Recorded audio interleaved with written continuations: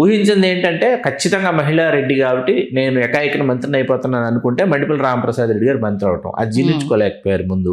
కాబట్టి మీకు గతంలో కడప కోటిరెడ్డి గారు పోటీ చేసినటువంటి నియోజకవర్గం కడప 2019 అంటే వైకాపా ప్రభంజనం కాబట్టి అంజాద్ బాషా గారు గెలవటం ఇవన్నీ జరిగిన తర్వాత సరే బలిజలకు అవకాశం ఇచ్చాం, ఈసారి రెడ్డికి ఇచ్చి ప్రయోగం చేస్తే ఎట్లా ఉంటుందని చంద్రబాబు నాయుడు గారు ఆలోచన. నమస్తే, తెలుగు రాజ్యంకి స్వాగతం. నేను మీ సంధ్య. కడపలో రాజకీయం ఎప్పుడు రసోత్తరంగానే ఉంటుంది, ముఖ్యంగా రాయలసీమే. దాంట్లో ఎప్పుడైనా సరే ఏదో ఒక అంశము ట్రెండ్ అవుతూనే ఉంటుంది, హాట్ టాపిక్ అవుతూనే ఉంటుంది. ఈ మధ్య కాలంలో కడప రెడ్డమ్మ అంటూ మాధవి రెడ్డి గారు చాలా హల్చల్ చేస్తున్న విషయం మనం చూస్తూనే ఉన్నాము.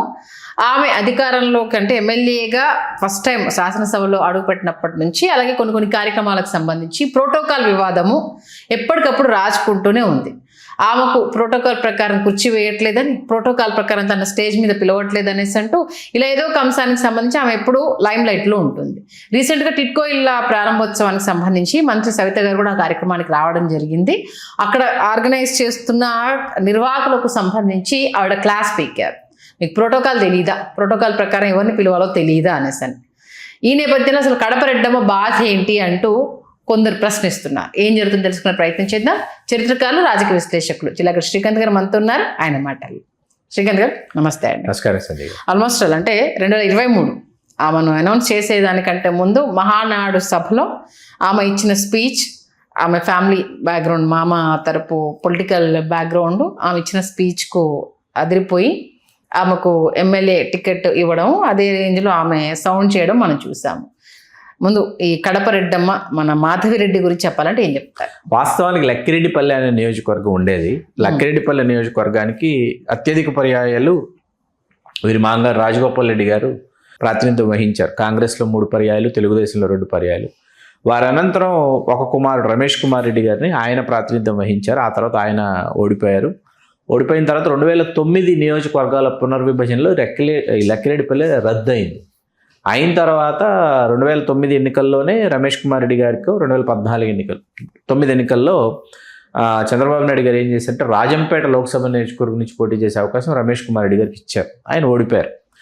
సరే, అప్పటి నుంచి ఈ కుటుంబం స్తబ్దుగా ఉంది. మిగతా కుటుంబాలని రాజకీయ నేపథ్యం కలిగినటువంటి కుటుంబాలు, ఉమ్మడి కడప జిల్లాలో ఉన్నటువంటి కుటుంబాలు ఏవైతే ఉన్నాయో ఇవన్నీ కూడా ఎప్పటికప్పుడు తమ పాత్ర ప్రాధాన్యతల్ని కాపాడుకుంటూ వెళతాయి. మనం ప్రొద్దుటూరు వెళ్ళామనుకోండి, నంద్యాల వరదరాజుల రెడ్డి గారు, ఆయన ఇప్పుడు శాసనసభ్యుడు, ఈ వయసులో 6వసారి శాసనసభ్యుడు ప్రొద్దుటూరికి. మొన్న లోకేష్ గారు ప్రవీణ్ రెడ్డి గారిని ఆయనే పోటీ చేస్తాడు ప్రొద్దుటూరులో అని చెప్పినప్పటికీ ఇది నా ఆఖరి పోరాటం, ఆఖరి ఎన్నిక, నా చివరి శ్వాస శాసనసభ్యుడిగానే నేను మరణించాలని చెప్పి వరదరాజుల రెడ్డి గారు వెళ్ళి ఆయన స్థానాన్ని దక్కించుకొని 6వసారి శాసనసభ్యుడు కాబట్టి ఎన్ని ఎన్నికలు పోటీ చేస్తుంటారో ఒకసారి ఊహించండి.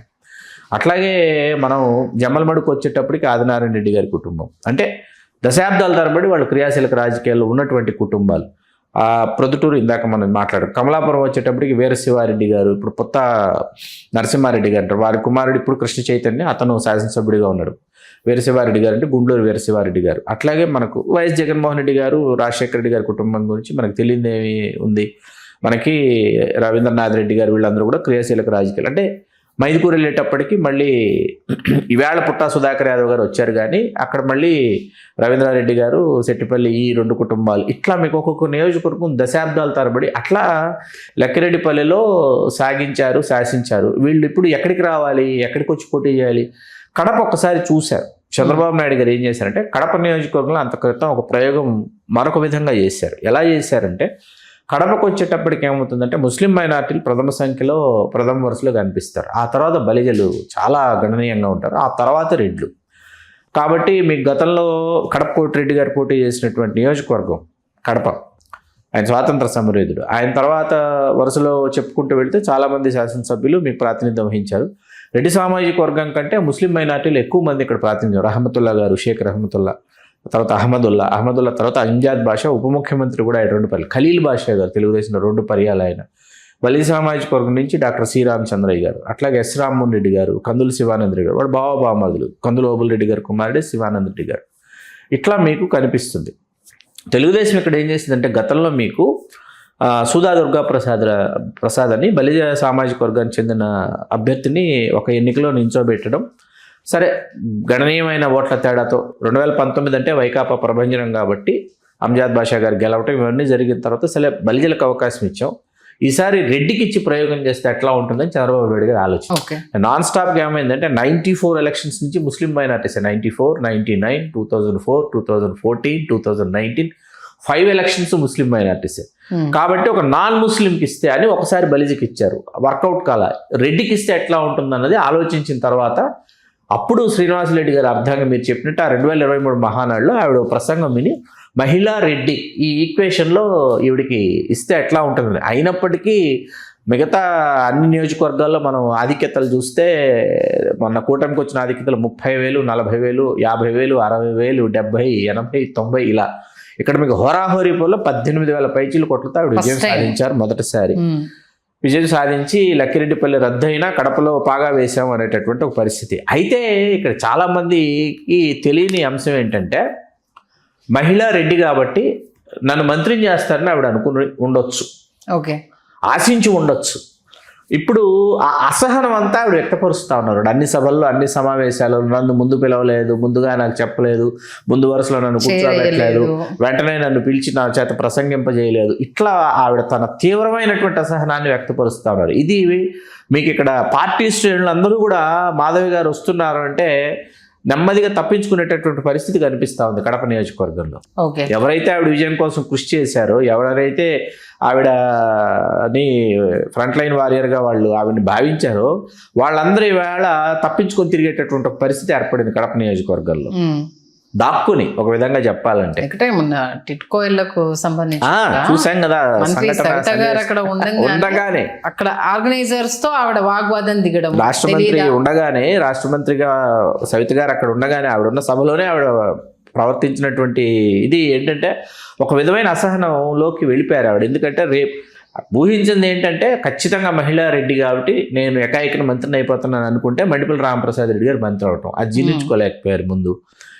He's also very first time. Of course Mandipalli Nagireddy గారు, నారాయణ రెడ్డి గారు కుటుంబంలో తండ్రి తాత వాళ్ళు శాసనసభ్యులు అయినప్పటికీ ఆ కుటుంబం నుంచి దీర్ఘకాలం అనంతరం మొన్న వచ్చి పోటీ చేసి గెలిచేసి అతను మంత్రి అయిపోయాడే, మనకంటే వయసులో చాలా చిన్నవాడు, మనం కాలేకపోయామనేటటువంటి అసహనం. రేపు ఒకవేళ రామప్రసాద్ రెడ్డి గారిని తొలగించినా ఉమ్మడి కడప జిల్లా నుంచి పుట్టా సుధాకర్ యాదవ్ గారి పేరే ముందు వరుసలో ఉంది, వినిపిస్తోంది. లేదు కాదు అనుకుంటే వారిని టీటీడీ చైర్మన్ చేస్తారంట అని వినిపిస్తుంది. మన పరిస్థితి ఏంటి?